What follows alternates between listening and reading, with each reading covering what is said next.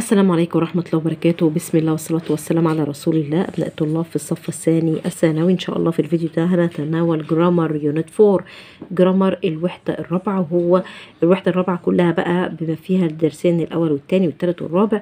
فالجرامر بيتكلم عن reported speech، بيتكلم عن could و couldn't وزائد have زائد التصريف الثالث للفاعل، وشود وشودنت وهاف زائد التصريف الثالث للفعل.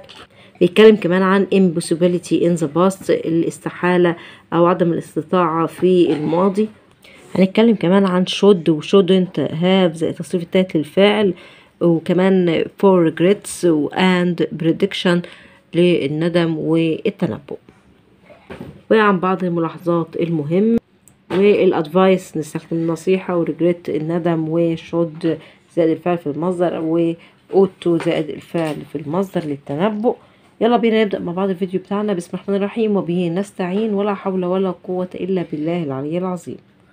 أول حاجة هنتكلم عنها في الفيديو هي reported speech، اللي هو الكلام المنقول أو الغير مباشر، سواء من ناحية الأمر أو الطلب والنصيحة. طب في حالة الأمر بنحذف الأقواس، أمر مثبت يعني مفيهوش نفي، بنحذف الأقواس وبعمل الربط بتو. في حالة الأمر المنفي بحذف الأقواس وكمان don't، وبنربط ب not to. طب لو أنا عندي set to بتتحول حسب المعنى، بتتحول حسب المعنى لإيه؟ لordered، warned. ordered يعني بأمر، warned يحذر، begged يسترجى، asked يطلب، told يخبر، advised ينصح. طب في جملة الطلب السؤال دايما بيكون مؤدب، بيبدأ ب will you أو would you أو could you. تعالى كده نشوف الأمر. قال لي مثلا عندي stop talking، تبقى the teacher told أو asked، لما أخبر أو طلب، أو ordered أمر الأس، أمرنا to stop talking السكوت عن التحدث. طيب عندي كمان don't waste time، ما تضيعش وقتك. هنقول مثلا إن my father advised me not to waste time، ما تضيعش الوقت. طب أمثلة على الطلب، she said will you hold my packages for me، تحمل الحقائب بتاعتي من أجلي. تبقى she asked me، هي سألتني to hold her packages for her. تعالوا نشوف بقى حاجة تانية في الجرامر الوحدة الرابعة. بيقول لي could و couldn't have زائد التصريف الثالث، وshould و shouldn't have زائد التصريف الثالث. يعني ايه؟ يعني بيعبر عن possibility in the past. ازاي اعبر عن الاستطاعة او الاحتمالية في الماضي؟ قال لي بستخدم could زائد الفعل في المصدر، و could have زائد التصريف الثالث، و could have زائد التصريف الثالث. يعني ايه؟ قال لي could زائد الفعل في المصدر دي معناها مقدرة في فعل شيء في الماضي بدون مجهود. our team could beat the star team، فريقنا يقدر يفوز على فريق النجوم last، قدر يفوز على فريق النجوم last week الأسبوع الماضي. طب ممكن استخدم عشان اعبر عن المقدرة في موقف معين بستخدم manage to، كلمة manage to. طيب عندي كمان اقدر استخدم was او were، طبعا حسب الفاعل، able to. طيب عندي كمان could have زائد التصريف الثالث. قال لي ده شيء كان ممكن حدوثه في الماضي. زي ايه؟ he could have bought these eggs when he went out this morning، كان ممكن يشتري البيض او البيض ده لما كان خارج او خرج this morning هذا الصباح.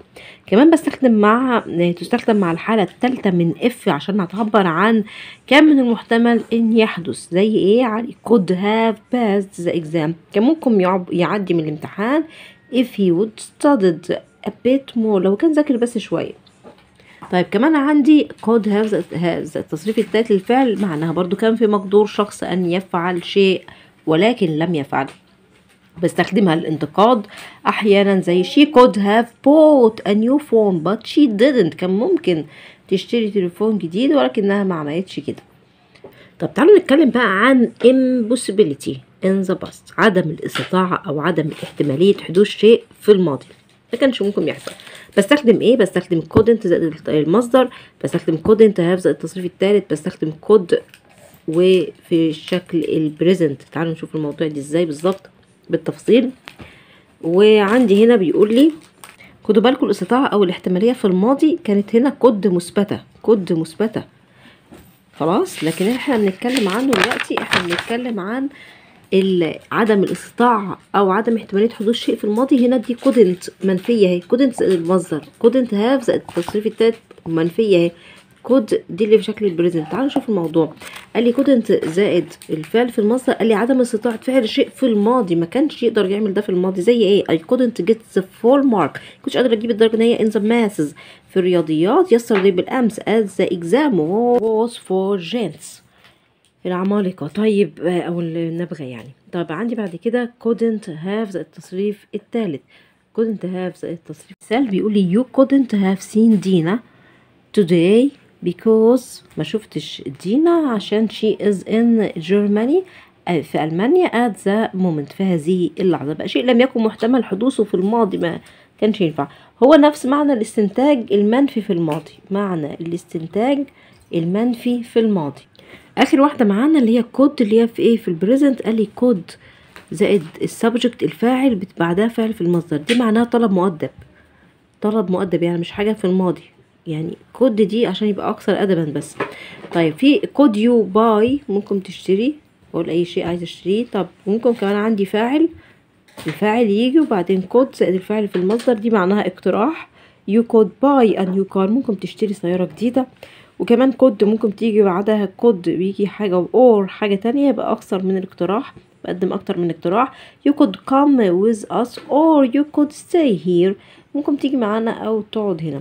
كمان عندي كود للتوصيات you could visit the citadel it's a interesting، ممكن تزور القلعة إنها إيه؟ ممتعة.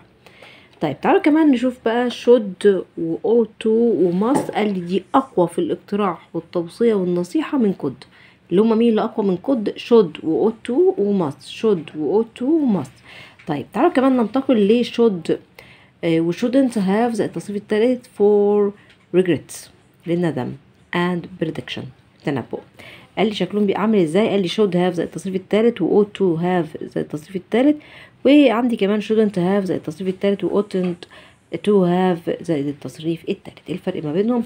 قال لي ان المثبتة should have زائد التصريف التالت و ought to have زائد التصريف التالت بعبر عن الندم وان كان ينبغي فعل شيء لم نفعله. he should have studied، كان يجب ان هو يذاكر harder اكثر صعوبة بشدة يعني to pass the exam عشان ينجح في الامتحان.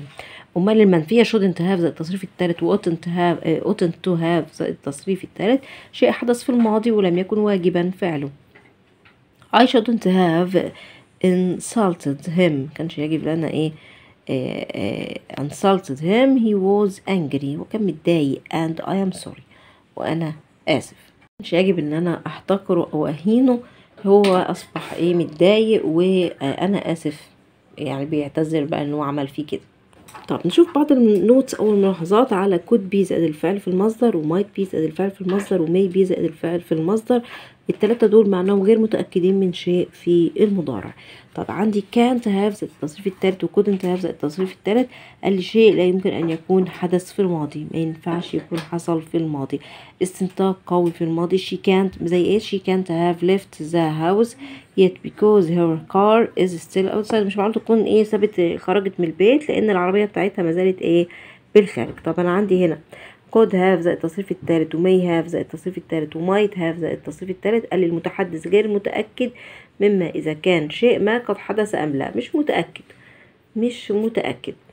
طيب عندي كمان could زائد الفعل في المصدر، قال لي بعد if only أو wish عشان أعبر عن أمنية في المستقبل أو المضارع، وجواب الشرط الحالة التانية بعد if.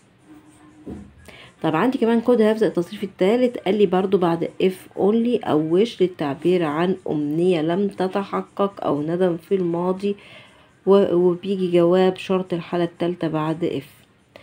طيب كمان couldn't زائد الفعل في المصدر معناها لم استطيع لأنه كان غير قانوني. couldn't زائد المصدر.